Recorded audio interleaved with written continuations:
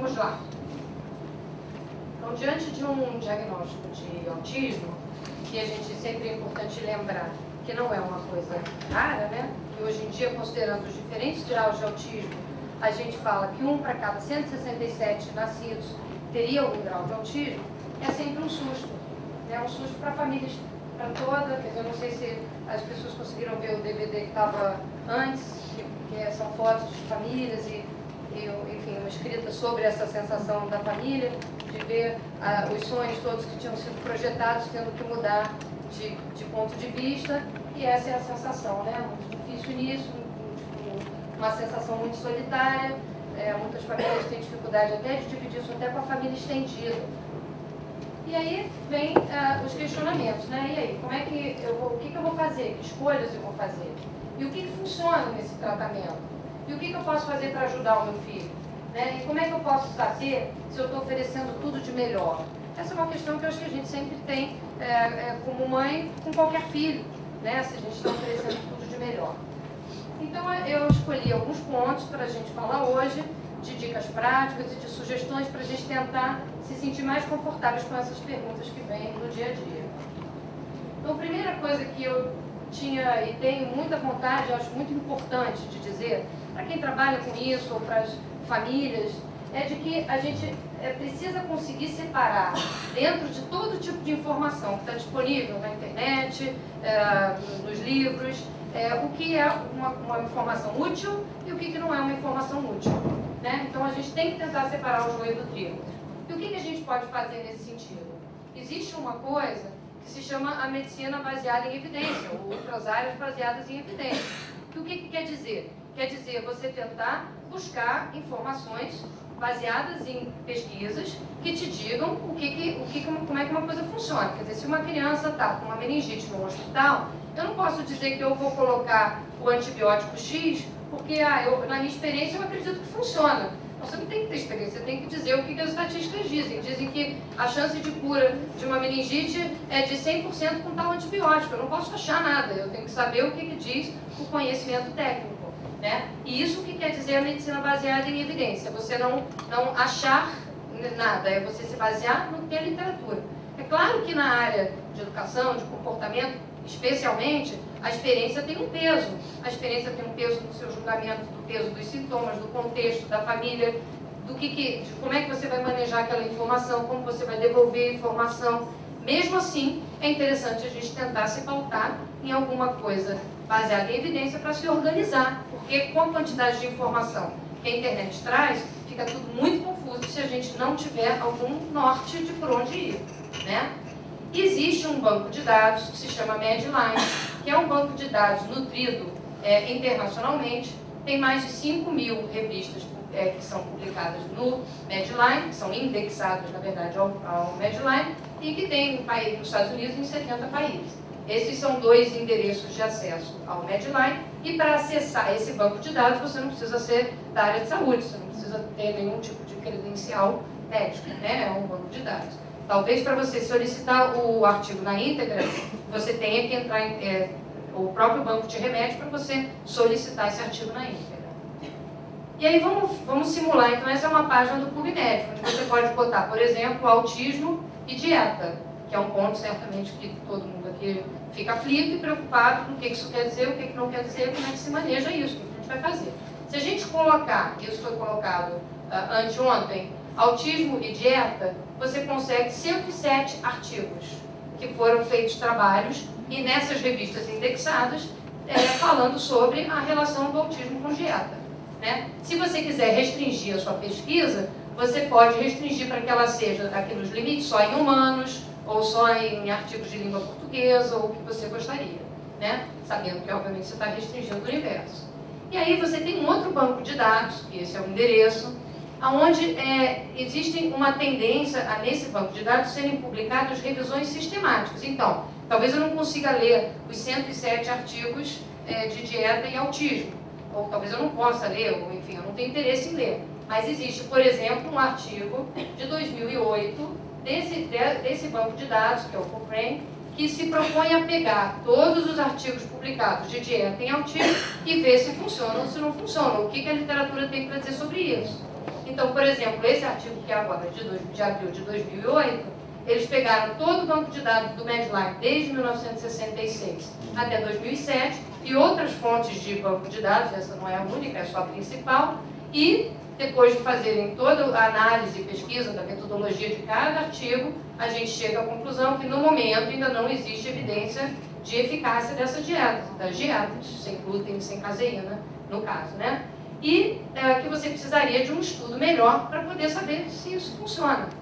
Então, é claro que uma família com uma criança com um quadro de autismo vai buscar soluções múltiplas, mas vale a pena tentar ter um norte teórico do que tem comprovação para que a gente não se perca, assim como se perdeu a questão da vacina, que sai tanto na imprensa, e já é uma questão, no momento, fechada em termos científicos, de que não tem correlação da vacina com o autismo. Mas com muita frequência na imprensa leiga e na televisão se fala como se a evidência fosse o contrário, de que você tem certeza que a vacina tem correlação com o autismo. E aí é um grande problema, porque você tem na Inglaterra, por exemplo, o retorno de sarampo, porque as crianças não são mais vacinadas adequadamente. Então é muito importante saber que esse banco de dados é disponível para todo mundo e que isso ajuda talvez a dar um referencial teórico quando a gente precisa saber para onde anda.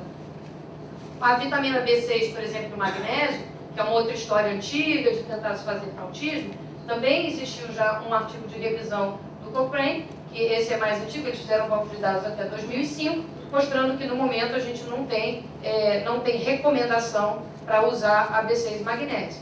Então, quando você ouve uma palestra, eu dizendo, outra pessoa dizendo, não é eu sou contra ou a favor da dieta. Eu acho que o profissional ele é um intermediário entre a literatura e as pessoas, e as famílias, os profissionais de outras áreas, para que a gente tenha uma boa interlocução, assim como os profissionais ou as famílias muitas vezes trazem dados de outras áreas que não são a área, enfim, do médico ou de um outro profissional. Então, eu tinha muita vontade de passar isso para ajudar a dar norte, porque eu acho que muitas vezes uma família se concentra profundamente na dieta, a dieta sem glúten e sem caseína é uma dieta dificílima, porque é sem trigo, sem leite, isso você tira 98% dos alimentos, a criança não pode mais ficar na festa infantil, a criança não pode mais participar das festas da escola, uma patologia que tem problema social, isso é um problema, né? Mas não é que eu não gosto da dieta, não tem evidência científica de que a gente deva recomendar a dieta. Se um dia saírem artigos dizendo que deve se recomendar a dieta, independente de eu gostar ou não, a dieta vai ser recomendada, né? E existem 3 revistas principais, que são as revistas indexadas e com um bom índice de avaliação de autismo, que são essas 3 revistas. E que também, para assiná-la ou para ter acesso a elas, não precisa ser profissional. E o que a gente pode fazer para ajudar, né, uma criança que tem autismo? Então, antes, apesar da proposta de hoje não ser a gente detalhar um caso clínico, quer dizer, um quadro clínico de autismo, talvez a gente precisa passar um pouquinho só sobre quais são os sintomas principais para a gente poder bolar quais são as sugestões de remediação para essa situação.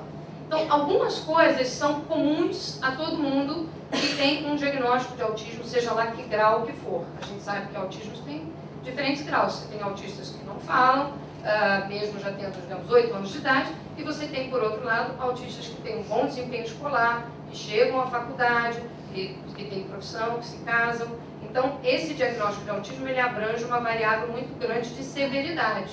Então, quando a gente estiver aqui falando em espectro autístico, a gente está falando disso, desse grau de diferentes gravidades. Mas, em comum, qualquer uma das pessoas que tiverem algum grau de autismo, a gente tem certeza que elas têm que ter questões nessas 3 áreas. Quais são as áreas?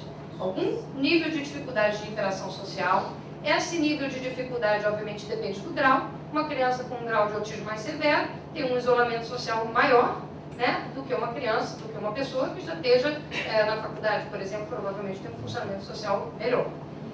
Existe um prejuízo de comunicação, que não é só de fala, é de comunicação no sentido de manter um bom contato ocular, de apontar, de dar tchau, de conseguir entender pelo olhar o que uma pessoa quer dizer, se é para mexer ou se não é para mexer, de conseguir, com o olhar, mostrar que tem curiosidade. Por exemplo, eu estou olhando para isso, eu não sei o que é isso, eu olho para você, olho para isso, como que diz aí, o que é isso? Isso é uma comunicação, não é verbal, mas é uma comunicação, né? E existe uma tendência a ter um comportamento mais repetitivo.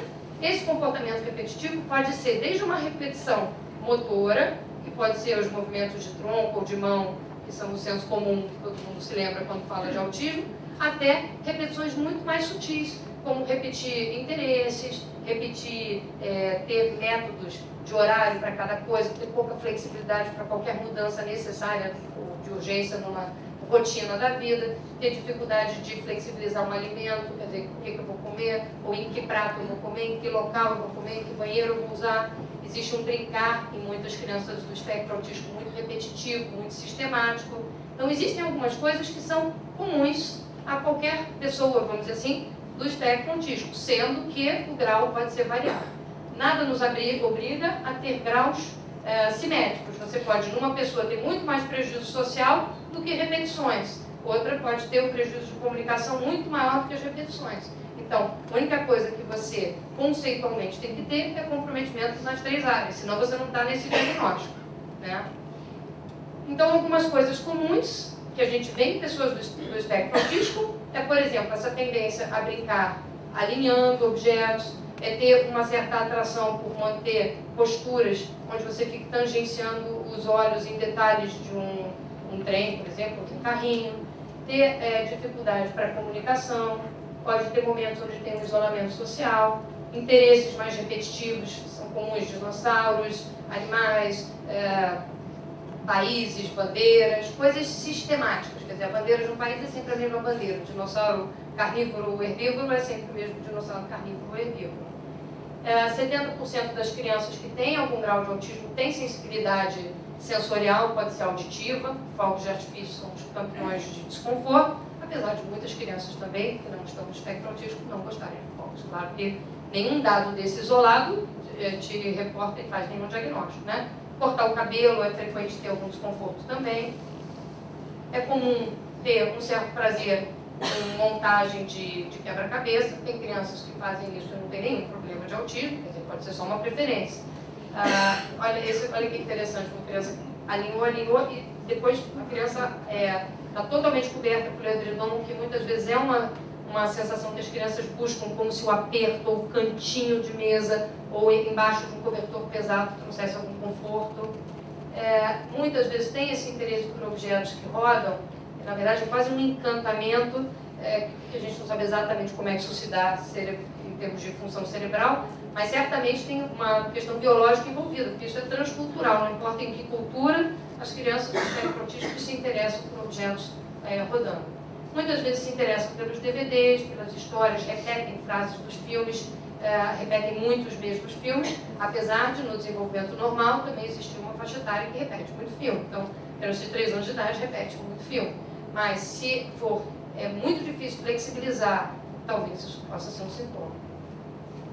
Agora, apesar de a gente ter sintomas que são comuns às pessoas do espectro autista, é muito mais importante ainda a gente tentar compreender quais são as características, as dificuldades e as facilidades de cada pessoa. Porque cada pessoa tem as suas características mesmo dentro dessas questões genéricas, né? Então, se a gente vê, por exemplo, uma foto de uma criança como essa, deitada nessa banheira, você, sem conhecer essa criança, sem conhecer o contexto, onde ela está, o que aconteceu, o que ela está fazendo aqui, o que é isso no pescoço, você não consegue dizer nada.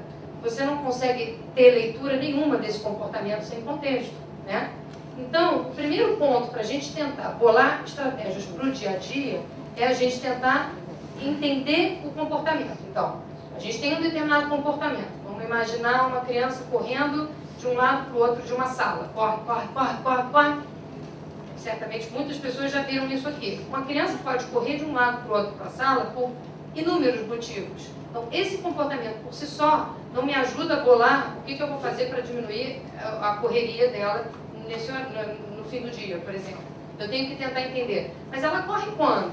Mas ela corre também na escola? Mas ela corre quando ela já tinha se alimentado? Será que ela estava cansada? O que você estava fazendo quando ela começou a correr? Será que foi porque você parou de dar atenção e ela começou a correr? Ou será que ela gosta de correr porque senão ela não relaxa para dormir? E assim a gente vai também buscando as evidências, vamos dizer assim, para tentar entender o que está se passando. E, então, a parte fundamental de entender o comportamento é entender o que aconteceu antes do comportamento e qual o contexto. O que está acontecendo? Por que isso funcionou ou não funcionou? E depois que você tentou entender e fez uma hipótese, a gente vai tentar pensar o que eu vou fazer, o que eu vou fazer depois, ou o que a criança fez depois desse comportamento. Ela, às vezes, entender o que ela fez depois me ajuda a entender o porquê do comportamento. Ela correu, quando ela estava suada, ela conseguiu dormir. Muitas crianças com autismo têm essa história. Então tá, mas então, será que ela só consegue adormecer depois de ela se exercitar? Ou será que ela adormeceu porque ninguém interrompeu ela e ela não tinha nada para fazer? Né? Ou então, será que se eu tivesse interrompido ela na correria, eu teria adiado o horário do sono? É mais ou menos assim que funciona. E se a gente pensa bem, a gente faz isso com qualquer criança. Por que um bebê de meses de vida é tão ansiogênico? Porque você fica o tempo todo tentando construir esse tipo de lógica e é muito aleatório ainda o comportamento. Então, hoje você pensa assim, o neném chorou 2 horas. Você fala assim, era cólica. Ele não se deu bem com a banana que eu introduzi à tarde. Aí tá ótimo, aí você tira a banana e ele fica 2 dias sem chorar. Aí você comprova a sua hipótese de que ele não chorou mais porque ele não comeu mais a banana e por isso ele não teve cólica. Tá ótimo, só que daqui a 3 dias pode ser que ele chore 3 horas e aí você não deu banana. Então você tem que construir uma nova hipótese. Bom, então, será que é porque ele dormiu mal essa noite, porque estava com o nariz entupido? Então, e aí, assim, a gente fica tentando construir a lógica de um comportamento. E é ansiogênico porque, no caso de um bebê pequenininho, isso muda a todo momento. Você está sempre se tem uma hipótese. Se você conversar, desculpa, com uma mãe de uma criança pequena em consultório que não dorme, ela tem milhões de hipóteses. Não, é porque naquele dia veio visita, ou porque naquele dia... Porque faz parte da psique humana tentar montar esse tipo de lógica. É uma característica humana, né? Então, para a gente entender um determinado comportamento, primeiro a gente tem que fazer essa avaliação do comportamento, do antes e do depois. Quando a gente entendeu mais ou menos esse caminho, a gente vai tentar se antecipar. Então tá, ele ficou correndo de um lado para o outro da sala, porque eu peguei o telefone. Eu estava brincando com ele de montar, aí eu peguei o telefone. Aí ele não gostou que eu peguei o telefone e ele ficou correndo de um lado para o outro. Se eu entender que foi isso que aconteceu, a próxima vez que eu pegar o telefone, eu posso me antecipar. Por exemplo, pegar um telefone sem fio e tentar continuar montando. Ou então pegar no meu colo e falar assim, é só um minutinho. Ou desligar o telefone. Eu posso tentar pular alguma estratégia, se for isso que eu imaginei que deu errado. E a gente vai ver pelo resultado se a minha hipótese estava certa. Não tem outra maneira de fazer, né? Se a gente criar uma estratégia para diminuir a conta de luz, e a minha estratégia inicial foi desligar o monitor do computador várias vezes por dia, e a minha conta de luz não baixar em nada, a minha estratégia deu errado. Eu vou ter que pular outra estratégia para abaixar a minha conta de luz. E as regras, a partir do que você entendeu, do que está vigorando aqui, você vai fazer regras e combinações com a criança a partir do que está funcionando para essa criança, né? Algumas coisas ajudam muito a gente a manejar o comportamento de uma criança do espectro autista em termos gerais. Isso é, utilizar a via visual é uma coisa essencial. Por quê?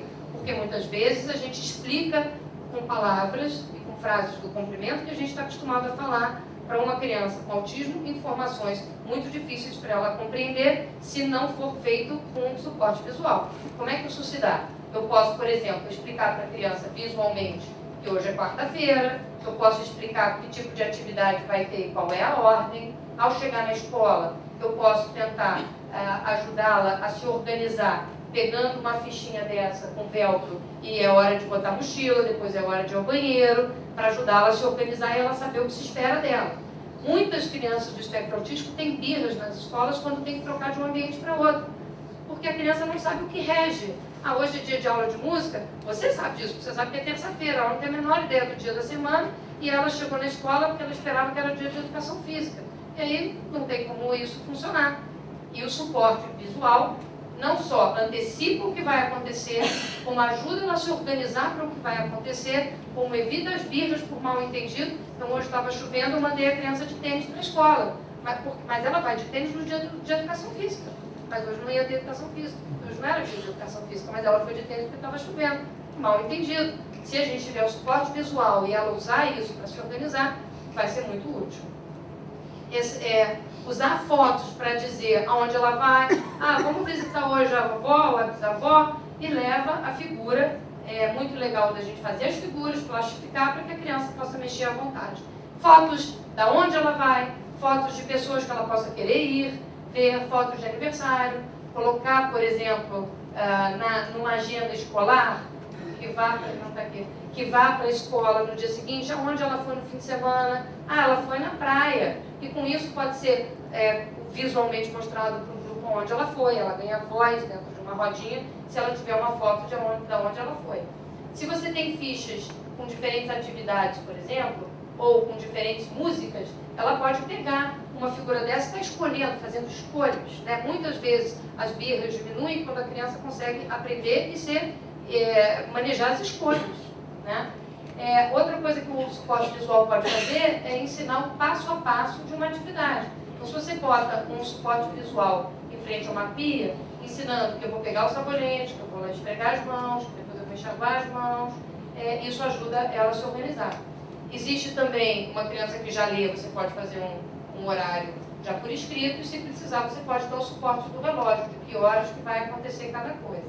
Esse site aqui é um site que disponibiliza a maior parte dessas figuras e fichas e esquemas gratuitamente pela internet, e é um site feito para isso. É um site bem interessante de usar.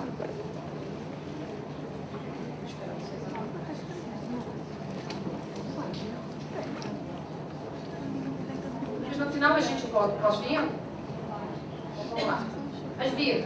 Acho que as birras é uma das questões que mais incomoda as famílias, porque constrange, porque a família acaba se isolando o número de locais que ela vai, porque ela não vai querer que todos em volta olhem com cara de quem é ela, quem não consegue educar aquela criança, e que por isso que aquela criança está naquela situação ali jogada no chão.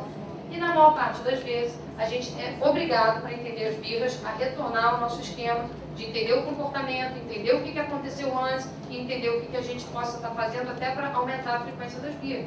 Então, essa criança pode estar jogada no chão, porque ela, quando vai nessa sala em geral, significa que é dia de ir na cantina. Só que hoje a cantina está fechada porque o moço da cantina não veio e ela vai ter um ataque de birra desse. A gente tem que tentar entender por que é esse comportamento, tentar, na medida do possível, se já fosse uma rotina em a cantina, antecipar que não fosse ter a cantina, levar alguma coisa extra para a criança na bolsa. Agora, é claro que tem situações onde não é possível, a criança é pega de surpresa e a gente também.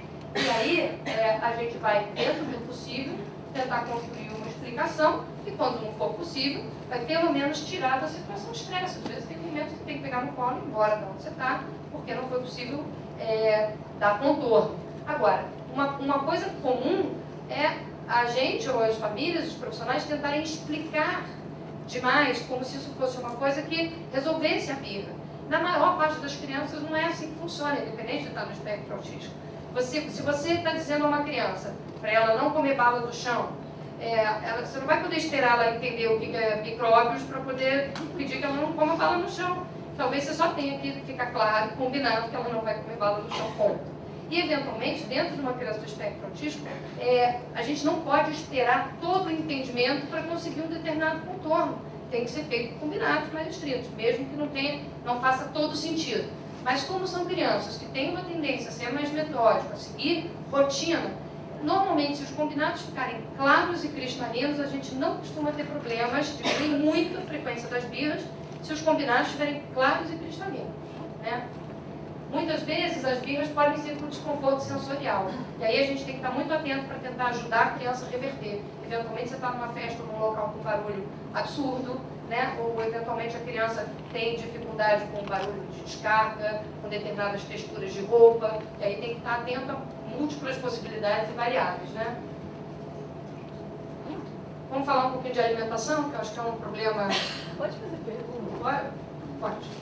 A gente pode fazer. Essa questão da birra, porque acho que é uma coisa muito recorrente, tem a nossa, sempre, como pais, de uma forma geral, tem sempre as birras, aquelas birras do limite e aquelas birras que você tenta evitar a priori, né? E tem uma sensibilidade nessa coisa de saber o que é o que a gente está vendo, não tem? Porque... Assim, não tem dúvida. Na verdade, assim, as crianças do espectro autístico são mais birrentas, mais difíceis e fazem birras por mais tempo do que as crianças que não são do espectro, né? Então, a princípio, já é mais difícil. Nem sempre a gente consegue entender exatamente por que se deu a birra. E é muito ansiogênico tentar saber se a gente está sendo justo. Será que eu estou sendo justo? Será que agora está certo bater de frente com ela ou não?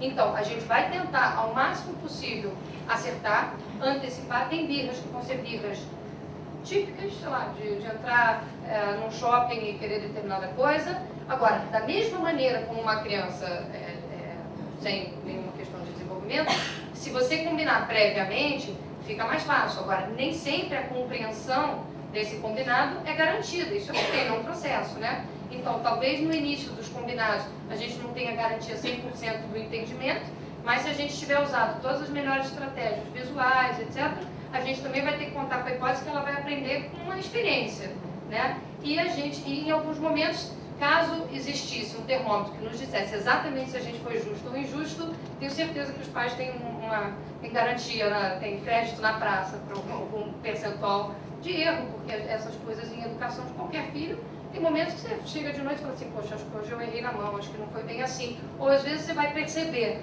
que uma coisa não era o que você pensava 2 meses depois. Então naquele dia...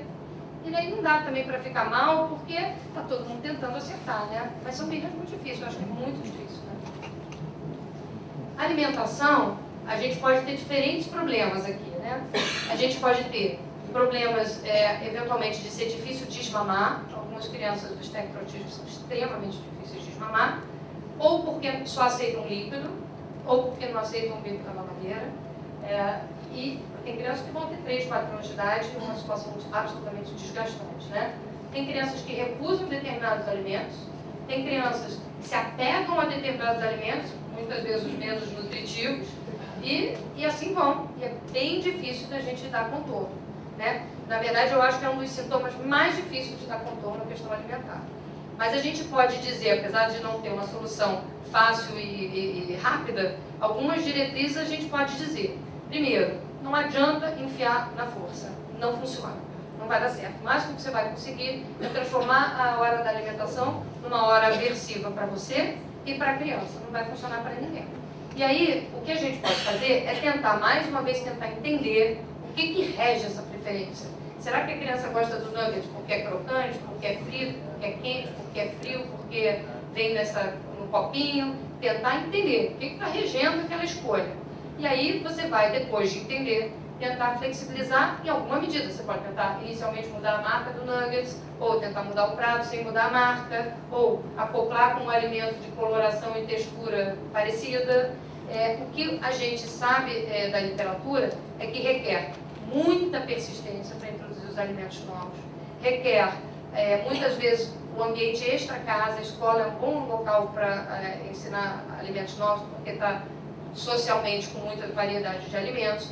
Normalmente vale a pena você diminuir um pouco o tamanho das porções que a criança gosta, diminuir um pouco a quantidade e oferecer o alimento que você gostaria de introduzir num outro prato, porque se colocar no mesmo prato, a maior parte das crianças não come o alimento que ela está acostumada, e oferecer sistematicamente, não desista. Em média, enfim, se leva 8 meses para introduzir um alimento novo. Então, é difícil, é bem difícil, mas tem que tentar, né? E a questão do líquido é uma transição, você não consegue ir direto de um líquido para uma coisa absolutamente crocante. É uma transição, onde você pode, talvez, diminuir o aporte calórico da mamadeira, porque muitas vezes também são feitas vitaminas de 1.500 calorias por vitamina, e aí também fica sem demanda de caloria em outro momento, e tentando fazer uma alimentação adaptada o mais balanceada possível. Não pode desistir, não pode ceder, a criança não pode entender que aquilo é uma moeda corrente de poder enorme dentro da casa, e tem que ter paciência, disponibilidade, sistemática, oferecer. E pode ser que você tire 50 vezes o prato do alimento novo e um dia ela tope experimentar. Agora, uma coisa importante, tem que chegar à mesa com fome, né? Qualquer criança que chegar, a gente vê isso em saída de escola, e quer um pacote de batata frita desse tamanho no moço da esquina, e chega em casa e fala assim, vamos jantar aqui um chuchu com cenoura? Você não vai comer, né? Desfraude. O desfraude, da mesma maneira, em algumas crianças é problemático. Em muitas crianças não é. Na verdade, eu diria que a alimentação costuma ser mais problemática do que o desfraude. Mas tem algumas crianças que emperram no desfraude e fica muito difícil. Essa dificuldade do desfraude pode ser ou porque a criança só evacua na fralda, ou porque ela nem entra no banheiro, ou porque ela se recusa a sentar no vaso, ou porque ela só evacua no banheiro de casa, mas se viajar para outro lugar, ela já não topa mais nenhum banheiro. Então, tem múltiplas possibilidades de dificuldade com relação ao desfraude. E a gente pode entender, da mesma maneira, tentar entender o que está acontecendo. Ah, será que o problema... Tem crianças que não usam banheiro porque tem pavor do banheiro, do barulho da descarga. Tem crianças que não usam o vaso sanitário porque tem horror do barulho do plástico, do assento, quando você senta. Tem crianças que têm horror do barulho das fezes caindo na água. E aí, se você não se organizar para tentar entender exatamente qual é o problema, é difícil. Se for uma criança que tem aversão só de entrar no banheiro, provavelmente você vai ter que partir o seu problema em pequenos problemas até ela ir se aproximando do banheiro. Como é que a gente faz isso? Seduzindo para isso. Pode ser que você coloque dentro do banheiro vários objetos que possam ser atraentes. Pode ser que você... em geral, vale a pena um assento onde a criança fique com o pé no chão, né? Porque muitas crianças ficam muito inseguras com a sensação da perna no ar. E levar objetos que ela possa gostar. De repente, você pode colar na parede os personagens preferidos, usar se for uma questão do assento ou da descarga, não dá a descarga quando a criança está no banheiro, ou usar um assento que seja mais duro e não plastificado.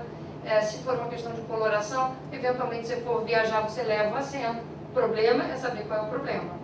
E isso é observação, detalhe, persistência de tentar entender dia a dia e não desistir. Né? Porque, por outro lado, se a gente, a cada vez que sentir que a criança está encrencada para ir ao banheiro, a gente prontamente colocar a fralda, você está passando a mensagem de que para você nem é tão importante assim o banheiro. A tua expectativa não está clara. Né? E a gente tem que ser claro de qual é o nosso objetivo.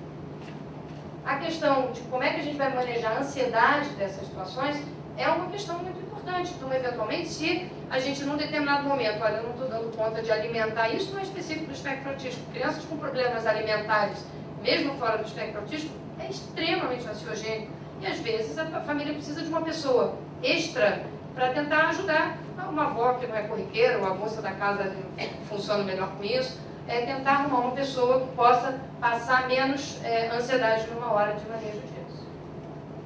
O que a gente vai fazer com as manias e com os interesses, né?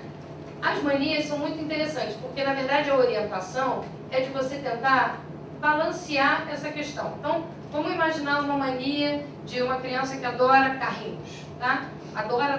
Se deixar, ela fica o dia inteiro alinhando carrinhos, só fala de carrinhos. O jornaleiro, a coisa preferida é a revista de carros e fica muito difícil de manejar. Ela quer ir na rua só para ficar vendo carros, ela fica na janela só vendo carros. Então, primeira coisa é entender com os olhos dela de que isso dá um prazer para ela maior do que dá para as outras pessoas. Se você olhar e falar assim, que droga, para que tanto carrinho? Não é isso, esse é o seu olhar. A gente tem que olhar com os olhos dela, isso é muito importante. Né? Respeitar que isso é uma coisa visceral para ela. Agora, ao mesmo tempo, a gente vai tentar contrabalançar, não estimular, que é uma coisa difícil, porque na medida que a criança é apaixonada por carrinho, o que ela ganha de aniversário? Muitos carrinhos, porque todo mundo quer alegrar, claro, mas a gente acaba não contrabalançando, né?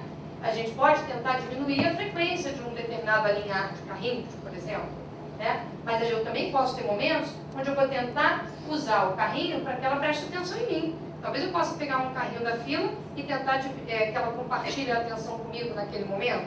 Então, tem momentos que eu posso usar o interesse repetitivo a meu favor, seja para ela compartilhar a atenção, seja para o aprendizado. Eu posso querer ensinar quantidade, conjunto de carrinhos, número de carrinhos, e para isso eu posso utilizar o que ela gosta, melhor do que fazer um conjunto de pontinhos, talvez para ela faça mais o sentido dos carrinhos, que não tem problema nenhum.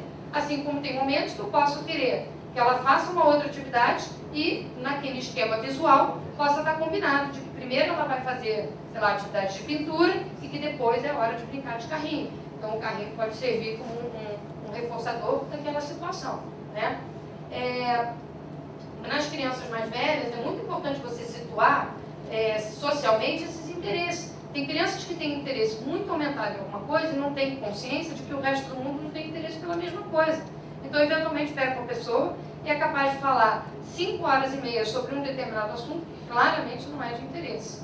E isso com outras crianças é um problema. Um adulto ainda dá contorno, tem uma tolerância maior. Crianças da mesma faixa etária vão virar as costas, e ela nem vai entender o que aconteceu, né? E tentar negociar previamente o que a gente vai fazer. Não, então a gente vai brincar de carrinho até o ponteiro chegar aqui nesse número. Quando chegar aqui, a gente vai fazer outra coisa, combinado? E usar essas repetições para estimular o brincar simbólico também é possível. Você pode pegar uma criança que só quer brincar de carrinho e levar bichinhos, por exemplo, e colocar, não, mas a vaca quer andar no carrinho amarelo. Além de eu estar tentando flexibilizar um pouco a brincadeira, eu posso usar esse momento para ensinar as cores, por exemplo. Né? Então, é um grande equilíbrio entre você tentar competir e utilizar. E isso é o dia a dia de tentando encontrar esse equilíbrio. Né? E as estereotipias? O que são as estereotipias? São os movimentos repetitivos, os mais comuns são de mão, fazer assim com mão, pular, né? Ou de tronco também. E são movimentos que eles não têm um propósito específico, eles têm um prazer enorme. Quer dizer, a criança se desestressa com esse movimento. Então, dizer para uma criança que está pulando que coisa feia, ela vai responder feia para quem? Porque, na verdade, para ela aquilo desestressa. Talvez você tenha noção do feio. Melhor do que isso é talvez você dizer que as outras crianças não estão entendendo por que ela está pulando. Porque aí a gente vai estar ajudando ela a ter um pouco de leitura social do que aquilo quer dizer. Né? Na maior parte das vezes, os movimentos aumentam quando a criança está muito excitada. Seja muito feliz ou muito ansiosa para alguma coisa, ou na expectativa de alguma coisa. Então, se você fala da criança ali, é uma criança que gosta de bola, você fala assim, vou chutar, hein? 1, 2, 3 e... Se você der uma pausa um pouquinho maior, é o momento que normalmente entra a estereotipia, porque a criança está ansiosa para que aquilo aconteça. Né? Então, a estereotipia a gente tem que entender como uma coisa que diminui a ansiedade, que a criança tem um prazer enorme em fazer e que a gente vai, na medida do possível, competir com ela. Como é que a gente compete? Dependendo do grau do autismo, de um jeito ou de outro. Numa criança que já tem uma boa consciência social, a gente compete dando leitura social, dizendo, meu filho, olha só, ninguém vai entender. Vamos guardar isso para quando chegar em casa? Aí, quando não tiver ninguém perto, você faz um pouco disso. Agora não é um bom momento. Uma criança menor, que não tem essa leitura, você provavelmente vai simplesmente tirar o foco, tirar ela daquela atividade e tentar distrair com outra coisa, tentar diminuir o tempo que ela fica sozinha e ociosa, que são os momentos onde normalmente aumentam os estereotipias. A automutilação. A automutilação, ela é uma coisa interessante, porque não é tão frequente, mas quando acontece é uma coisa muito ansiogênica. Bater, por exemplo, com a cabeça no chão ou na parede é uma coisa que deixa a gente muito preocupada, inclusive isso vai machucar ou vai trazer um prejuízo biológico verdadeiro à criança. E muitas vezes, assim, pode ser que a criança, no primeiro dia que bateu a cabeça, bateu porque estava com raiva e não dimensionou. Dependendo da consequência que o bater da cabeça trouxe ao ambiente, num segundo tempo, pode até não ser mais uma automutilação. Pode ser um comportamento para chamar atenção. Pode ser que, em alguns momentos, você comece com um comportamento sem uma finalidade dirigida a ninguém, e em outros momentos ela já está dirigida. Então, para você entender isso, você tem que entender, bom, ela está fazendo isso por quê, em que contexto e para quem? Como é que eu vou saber isso? Se for dirigido a mim, vamos supor, só para aumentar a atenção que eu dou à criança, provavelmente eu vou diminuir a frequência dessa automutilação se eu ignorar o comportamento. Obviamente, o comportamento é ignorado. Se a criança de fato estiver com risco de se machucar, eu não posso ignorar. Mas digamos que seja um que eu posso ignorar. Ela está jogando os carrinhos no chão e olhando para mim. Eu posso ignorar. Talvez ela pare de jogar os carrinhos. Agora, se for uma situação onde ela não está jogando para ninguém, ou ela não está se mordendo nem se beliscando para ninguém, é só para si próprio, aí eu vou ter que tentar tirar isso de foco e arrumar outra estratégia, ou ocupá-la, ou ocupar as mãos. Algumas das manias motoras que a gente tem, a gente compete até de forma muito criativa. Quer dizer, eu já atendi crianças que tinham mania, por exemplo, de cuspir na mesa e ficar espalhando, que é uma coisa socialmente um caos, né? E aí você troca isso por uma geleca que tem uma textura úmida parecida e vê se você consegue trocar por uma coisa socialmente mais confortável. E é mais ou menos isso, é tentar entender qual é o propósito desse comportamento para a gente conseguir dar um contorno. Novamente, recorrendo a essa ideia. Essa ideia é a essência de todo manejo. O ABA, ele se baseia nessa ideia, nessa equação, vamos dizer assim, de que você tenta aumentar determinados comportamentos através de um contexto que você enfim, olhe para isso acontecer e você depois vê se o seu resultado mensurável está acontecendo. Ah, eu quero que ele olhe nos meus olhos, então eu vou criar um contexto para ele olhar várias vezes para os meus olhos. Depende, se estiver aumentando a frequência do olhar nos meus olhos, é porque a minha estratégia está funcionando. E aí a gente entra em outro problema no ABA especificamente, que é generalizar essa mesma coisa que está acontecendo aqui para o mundo. Então, eventualmente, a criança aumenta o contato ocular dentro da terapia, mas não necessariamente para fora da terapia. E esse é um segundo momento, né? E a sociabilidade? O que a gente pode dizer da sociabilidade? Obviamente, depende também do grau de autismo, tá? Mas algumas coisas seriam comuns aos diferentes graus. Por exemplo, a gente teria... tem que ter em mente que é uma criança que vai precisar de alguma ajuda, de alguma mediação para dar conta da vida social. Pode ser que algumas crianças precisem disso direto, na hora H que a coisa está acontecendo. Tipo, de você chegar numa pracinha, tem crianças aqui, você pegar a criança pela mão, mas oi amigos, chegamos, posso brincar com vocês? Quer dizer, emprestando a voz e falando pela criança para criar um contexto. Tem outras pessoas ou crianças já com um grau mais leve, que talvez você precise só ajudá-la a entender socialmente o que está acontecendo. Ah, meu filho, ele ligou para você sair, mas eu acho que ele não quer que você vá não, porque ele disse que ia ligar de novo para te dar o horário, nunca mais ligou. Você está ajudando a traduzir e entender o que está acontecendo, né? Tem outras situações que você vai ter que tentar explicar o que aconteceu, né? Ah, olha só, eu acho que ele fez de propósito. Por que você acha que ele fez de propósito? Você viu o olhar dele depois que ele derrubou, por exemplo, uma água em você? Não foi sem querer aquilo, e aí você vai ajudar a dar a tradução. É muito importante entender que não basta estar em grupo para a sociabilidade de alguém do espectro autista acontecer. Porque senão você leva na pracinha, mas se você sentar para ler o jornal enquanto a criança está aqui, ela vai provavelmente estar fazendo uma repetição na pracinha, ou fazendo uma linha com o dedo, ou passando a mão num determinado balanço para ele ficar indo e vindo, sem uma sociabilidade de fato acontecer. Então, a ideia de que isso precisa ser mediado em alguma medida é muito importante. Na escola, muitas vezes o professor ou o acompanhante ou alguma outra criança é muito importante ajudar a incluir. Porque eventualmente são crianças que têm dificuldade de entender qual é o assunto que está sendo tratado, ou não têm interesse por aquele assunto, ou não têm conhecimento daquele assunto. É muito importante, esse é o caderninho de leve trás que eu estava procurando naquele momento. A ideia é você ter um caderninho, mais do que a agenda, digamos assim, normal de uma turma, onde você possa dizer a escola para os pais, o que está se tratando, o que a gente está falando aqui, qual é o assunto, e em contrapartida a família poder contar para a escola o que fez no fim de semana, onde a gente foi, o que a gente vai fazer, para que a escola e a família tenham uma comunicação que ajude a criança a encontrar o contexto social. Se a turma toda está colecionando o álbum do Cocoricó e a escola escrever no livro e for para casa, providencia um álbum do Cocoricó, aumenta a chance de, na hora do recreio, alguém conseguir mediar a situação social para ela trocar figurinha, porque se tiver todo mundo com álbum de figurinha e ela for a única que não está, fica mais difícil você introduzir ela na brincadeira. Só que muitas vezes é uma criança que não vai chegar em casa e falar assim, mãe, compra o álbum do Cocoricó. Então precisa de alguém mediando isso, né? Saber que tipo de brincadeira está na moda, entre aspas, né, contar o que aconteceu no fim de semana. Em situação de parquinho, de escola, é muito importante que a escola entenda que esse é um momento nobre para a sociabilidade.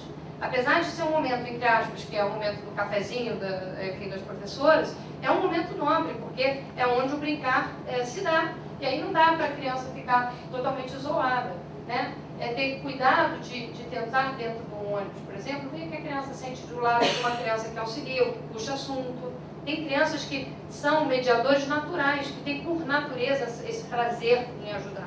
E essas são as crianças que a escola vale a pena encontrar e pedir ajuda sem sobrecarregar. Você não vai falar assim, você é responsável. Você não é responsável, mas você pode tentar seduzir a criança. Poxa, como você entende bem o fulano, e ele está precisando tanto de ajuda para aprender a brincar, que bom que você pode ajudar. Talvez, se eu não quiser ajudar, não é obrigada, mas a gente seduz, né? Na idade adolescente, as questões sociais são totalmente outras e tão aflitivas quanto, né? Muito difícil encontrar, porque você, aí nessa hora, você tem que ter uma proficiência de entender bem qual é a intenção do outro, quem quer, o que ela espera de mim, o que a situação está pedindo. Mas será que aquele olhar que ela deu era um olhar de quem estava afim ou não estava afim? Muito mais complexo e difícil, né? E esse, novamente voltando aqui, o do Tulane, que é aquele site que eu não deixei vocês anotarem, porque eu tirei antes do tempo, é esse aqui, ó, www.do2learn.com. ele tem uma pasta que são dos games e que chama Feeling Games. E aí você tem várias e várias figuras onde fala de diferentes emoções. Ah, qual dessas aqui está surpresa? Aí tem várias emoções. Muitas vezes uma criança já sabe feliz e triste, bravo, que são emoções meio claras, assim. Mas pode não saber decepcionado, pode não saber surpreso, pode não saber, enfim, com inveja ou com ciúmes, coisas mais complexas.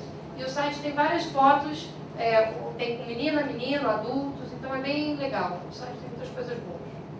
E a ideia que a gente tem que ter de base é que existe uma dificuldade nas pessoas do espectro autístico de entender a teoria da mente, entender que quando alguém está falando alguma coisa, alguém pode estar pensando alguma coisa que não contou para esse alguém, ou que esse alguém vai ter que inferir. Né? Quando eu estou falando para vocês, eu estou tentando automaticamente, sem ser consciente, olhar para os rostos e falar, será que está dando para entender? Será que eu estou falando muito? Será que eu estou falando alto? Estou falando baixo? São ajustes sociais que você faz a todo momento por leitura social. Que para quem não tem dificuldade, isso é automático. Para quem tem dificuldade, isso é zero automático. É um esforço danado para entender o que está acontecendo. Né?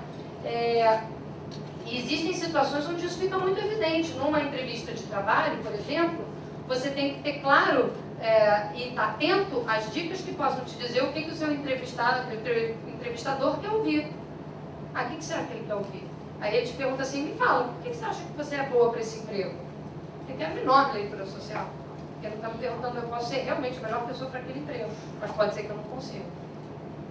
E isso a Carol Gray é uma psicóloga que ela criou esse método de leitura social, onde você usa como se fosse esse padrão de história em quadrinho bem simplificado, para dizer que esse aqui está falando para todos. Então ele começou a falar, o ônibus 429 saiu do Leblon, e ele foi até o Grajaú, e aí ele continuou falando. Só que ele não olhou para o rosto dos outros, não viu bem que cara que ele estava. Ele continuou, o 512 que sai da Urca, e os outros já estavam pensando, ai meu Deus, que chato. E o 298 vai para Cascadura, e eles foram embora. E aí o menino depois pergunta, mas por que eles foram embora? Ele nem entendeu. Então esse tipo, a ideia da Carol Gray é de você montar histórias com enfim, o filho, o cliente, não importa, para ajudá-lo a entender o que aconteceu. Por que alguma coisa não deu certo, o que seria esperado naquela situação, ou que outras maneiras poderiam ter acontecido essa situação visualmente. Porque, na verdade, muitas vezes a criança não entende. Ela, na verdade, está dando de si o melhor. Eu estou te contando, assim, que eu mais gosto, totalmente preferido. Poxa, como é que você não está gostando? Por que ela não entende como é que você não está gostando? Porque falta leitura social. Porque ainda é muito autorreferente de imaginar que os outros são iguais a ela, sem ter essa leitura de que os outros possam ter uma outra gosto, pensamentos, etc. Né? E muitas vezes as dificuldades sociais também esbarram com dificuldades na parte mais simbólica. E a Renata vai falar da parte de linguagem e vai entrar nisso melhor, mas muitas vezes existe uma dificuldade total de entender uma coisa desse tipo. Ah, não adianta chorar o leite derramado. Aí você pergunta, o que quer dizer isso? Um leite derramado, derramou. Aí fala assim, não, mas o que quer dizer, o que quer ensinar para a vida? E é muito difícil. Né? E eu acho que é importante só a gente ter em mente que dentro do desenvolvimento de qualquer um de nós, de qualquer criança, existe uma escala de degraus, onde as coisas têm uma lógica. É difícil uma pessoa que não tem contato ocular, não aponta e não presta atenção no que eu estou fazendo, falar. Então, eventualmente, existe um trajeto a percorrer que ele tem uma lógica. E se uma criança começar a falar, porque alguém treinou efetivamente só a falar, sem ter conseguido os pré-requisitos de entendimento e de comunicação não verbal, provavelmente isso não é um ganho real, que repercuta em vida no mundo livre, vamos dizer assim, né? Pode ser que aquela criança repita aquilo em determinado contexto, mas isso não garante funcionalidade. Então, os pré-requisitos são da gente estimular as crianças a terem um bom contato no compartilhar de atenção, olho no olho, isso um bebê bem pequeno já deveria ter. As atividades de imitação de vida diária, elas são muito importantes, porque é assim que a gente constrói os traços culturais, é assim que a gente constrói os hábitos, as identidades, as brincadeiras, os maus hábitos também. E uma coisa muito importante, a gente tem em mente que o apontar é a primeira forma de comunicação declarativa, onde você está conseguindo comunicar alguma coisa a alguém, e isso é muito anterior à fala. Então, muitas crianças, esse é tido como sinal de alerta mais importante do autismo e precoce de você não apontar. Então, sempre ter em mente que isso é uma trajetória, tentar ter calma no percurso, é um trabalho do dia a dia. Por mais que você tenha os melhores profissionais, a família está totalmente dentro da história, não tem como não estar, né? Que é uma coisa do dia a dia, é na hora do banho, é na hora do elevador, é na hora da festinha, é a todos os momentos. E ter assim, a disponibilidade de ir traçando novos caminhos, descobrindo novas cores desse percurso, que é um percurso difícil. É isso que eu tinha para falar.